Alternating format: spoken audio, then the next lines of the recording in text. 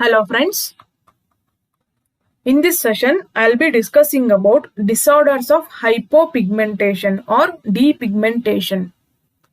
Basically, we are discussing in detail about albinism and vitiligo. First, we'll be studying about albinism, mainly oculocutaneous albinism. In this, there is absence of melanin in skin, hair, and iris. This is oculocutaneous albinism. There is absence of melanin in skin, hair, and iris. There will be normal neural crust. But there is absence of melanin due to lack of enzyme. There is absence of melanin due to lack of enzyme, that is tyrosinase enzyme. It will be since birth. So what are the features? There will be depigmented skin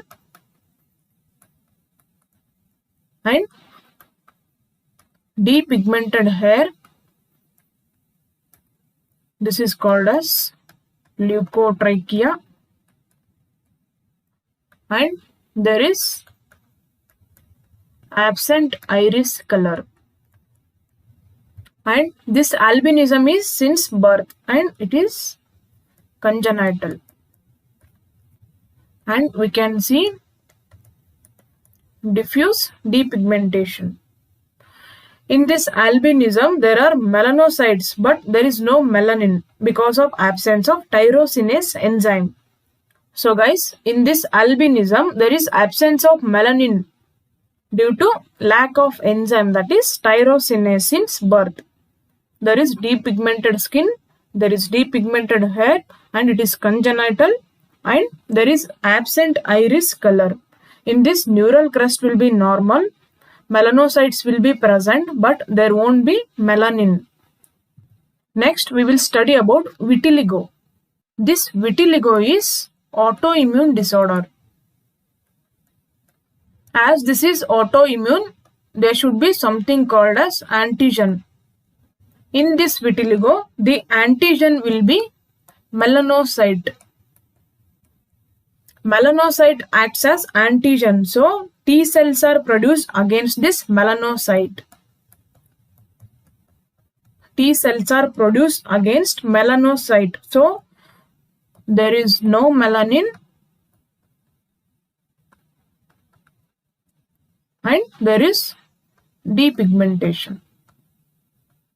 Vitiligo is autoimmune disease. In this, melanocyte acts as antigen and T cells are produced against melanocyte. So, on histopathological examination, we can see absence of melanocytes and there won't be melanin. In this, T cells attacks on melanocytes present in both hairs and skin. So, there is leukotrichia and depigmented skin. What are the internal associations of vitiligo? That means vitiligo can be seen with some other conditions like thyroid disorder. This is most common. It can be seen with pernicious anemia in case of diabetes mellitus and Addison's disease. We can divide this vitiligo into two types. One is localized and generalized. Localized means it is focal and it is segmental and there is involvement of mucosa. Generalized means there is acrofacial involvement and it is universal. What is the treatment for this vitiligo? If it is involving less than 20%, we can prescribe topical steroids tacrolimus, calcipotriol. If it is involving more than 20%, we can prescribe systemic drugs. We can prescribe systemic steroids. We can give systemic PUA. What is this PUA? It is psoralen ultraviolet A. We can also use narrow band ultraviolet B. Other than these drugs, we can do surgery. What are the surgery we can do in vitiligo? We can do skin grafting. We can do skin grafting for stable vitiligo. We can do split skin graft or punch graft. Other disorders of hypopigmentation. First one is piebaldism. In this, there is localized neural crest dysfunction. There is neural crest dysfunction. As it is localized neural crest dysfunction, there will be localized white patch. And there are no melanocytes in this patch, and there is no melanin. This piebaldism is congenital. And in this, there are areas of normal skin within the depigmented patch. It is autosomal dominant disorder. There is something called as Waardenburg syndrome. Waardenburg syndrome. This is piebaldism plus there is sensory neural hearing loss. Next hypopigmentation disorder is nevus depigmentose.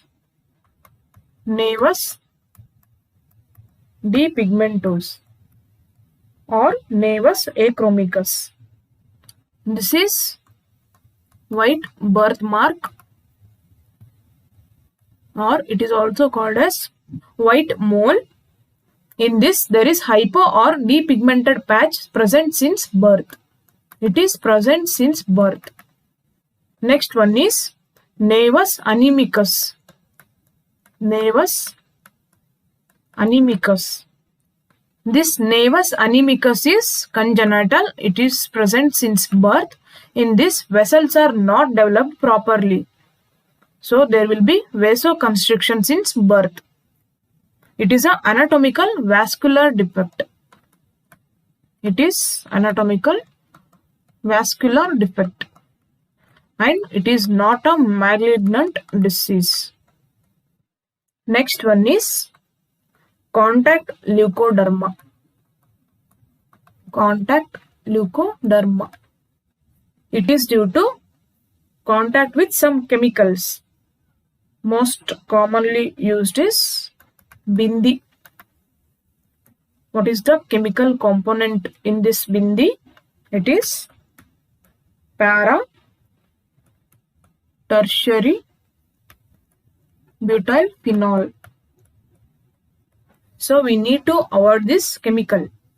So this is about the disorders of depigmentation or hypopigmentation. Friends, if you like this video, please click like button and share this video to your friends and subscribe to my YouTube channel for more videos. Thank you.